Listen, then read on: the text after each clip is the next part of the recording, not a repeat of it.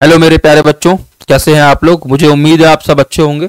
आज हम अपना अगला काव्य खंड पढ़ेंगे जिसका नाम है नाभादास। और नाभादास की रचना क्या है? छप्पय, है ना। उन्होंने छप्पय लिखा है। प्लीज़ आप लोगों से रिक्वेस्ट है कि आप चैनल को सब्सक्राइब करते चलें और शेयर भी करें, जिससे आपके और दोस्तों की भी मदद हो। तो हम लोग देखते हैं लेखक का नाम क्या है। नाभादास, ये तो आपको मालूम चल चुका है। इनका जन्म कब हुआ था? 1570 और 1600 में इनकी मृत्यु ये अनुमानित है एक तरीके से। ठीक है। जन्म स्थान दक्षिण भारत माना जाता है और माता पिता के बारे में भी दे रखा है, आप वहां पढ़ सकते हैं। और दीक्षा गुरु, जो इनके गुरु थे, गुरु का नाम क्या माना गया है? स्वामी अग्रदास। और शिक्षा, गुरु की देखरेख में इनकी शिक्षा हुई है। कोई वैसे प्रामाणिक शिक्षा नहीं हुई है किसी यूनिवर्सिटी टाइप से। और इनकी मुख्य कीर्तियां क्या है? भक्तमाल और अष्टयाम। ठीक है, ब्रज भाषा में है, गद्य में लिखा गया है ये, है ना। और गोस्वामी तुलसीदास के समकालीन थे, वैष्णव संप्रदाय से दीक्षित थे। इतना आपको मालूम होना चाहिए। और जब मैं आगे बढ़ता हूँ, इनके परिचय के बारे में सब कुछ विशेषता हो गई। ठीक है, तो आगे इनके बारे में ना कुछ लोगों ने, साहित्यकारों ने कुछ कहा है। तो क्या है, देखिए जरा क्या लिखा हुआ है। नाभादास ने भक्तों के परिचय में जिस समाज शैली का परिचय दिया है, वह उनके गंभीर चिंतन मनन का परिणाम है। जिन भक्तों का परिचय उन्होंने लिखा है, उनकी रचना शैली, काव्य कला, भक्ति पद्धति एवं अन्य विशिष्टताओं आदि को प्रायः एक ही छप्पय में कूट कूट कर समाविष्ट कर दिया है। किसने कहा है? विजेंद्र स्नातक ने। 1 नंबर के हिसाब से इंपॉर्टेंट क्वेश्चन है, याद रखिएगा। अगला स्टेटमेंट है माता प्रसाद गुप्त का। क्या स्टेटमेंट है?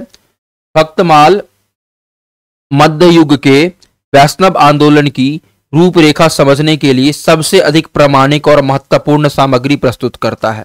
कौन कहते हैं ये? माता प्रसाद गुप्त कहते हैं। ठीक है, अब हम ज्यादा समय वेस्ट नहीं करते हुए सीधा इनके रचनाओं पे आएंगे। तो सबसे पहले इन्होंने लिखा है छप्पय में 2 संकलन है, एक तो कबीर का और दूसरा किसका है? सूर का। तो कबीर का जो संकलन है उसको हम लोग पढ़ते हैं। सबसे पहले आप देखेंगे क्या लिखा है। भक्ति विमुख जे धर्म तो सब अधर्म करी गाय, योग यज्ञ व्रत दान भजन बिनु तुच्छ दिखाए।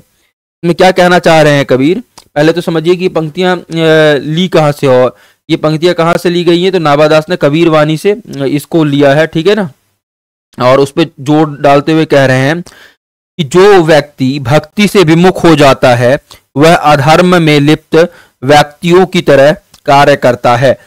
कबीर ने भक्ति के अतिरिक्त अन्य सभी क्रियाओं जैसे योग यज्ञ व्रत दान भजन सभी को तुच्छ कहा है। ठीक है, तो उनका क्या कहना है कि सब कुछ तुच्छ है, भक्ति ही प्रमुख है। फिर आगे क्या कह रहे हैं? हिंदू तुरक प्रमाण रमैनी सबद साखी, पक्षपात नहीं बचन सब ही के हित की भासी। यहाँ पे कह रहे हैं कि कबीर ने हमेशा हिंदू और मुसलमान को प्रमाण और सिद्धांत की बात कही है। कबीर ने कभी भी पक्षपात नहीं किया है, उन्होंने हमेशा सबके हित की बात कही है। मतलब कबीर ने किसी एक धर्म को प्रायोरिटी नहीं दिया और दोनों में जो जो कुरीतियां थी उसके बारे में कहा है। फिर अगला आगे क्या लिखा है? आरूढ़ दशा व जगत पे मुख देखी नहीं भनी, कबीर कानी राखी नहीं वर्णाश्रम सट दर्शनी। है ना। नाभादास कहते हैं कि कबीर ने कभी भी मुख देखी बात नहीं कही, अर्थात कभी भी पक्षपात पूर्ण बात नहीं कही। कबीर ने कभी भी कही सुनाई बातों को महत्व नहीं दिया, उन्होंने हमेशा आंखों देखी बातें को ही कहा है।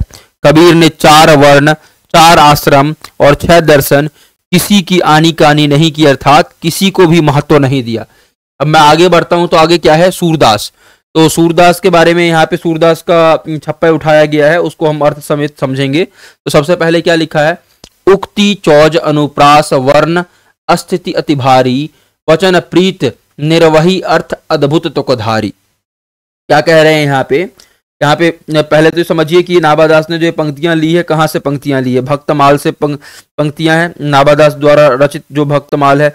और ये सूरदास की विशेषताओं के बारे में यहाँ पे क्या कहा गया है कि जो सूरदास की कविताएं युक्ति चमत्कार अनुप्रास वर्ण से भरी हुई है। सूरदास की कविताएं लयबद्ध और संगीतात्मक होती हैं। सूरदास अपनी कविता की शुरुआत जिन प्रेम भरी वचनों से करते हैं, उसका अंत भी उन्हीं वचनों से करते हैं। फिर आगे क्या लिखा है?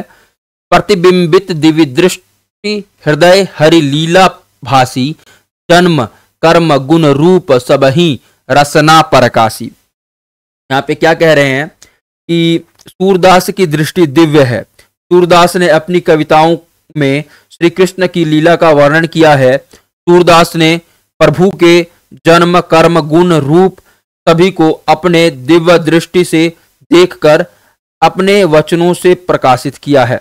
अब आगे क्या कहा गया है, विमल बुद्धि हो तासु की जो यह गुण सर्वननि धरे, सूर कवित सुन कौन कवि जो नहीं सिर चालन करे।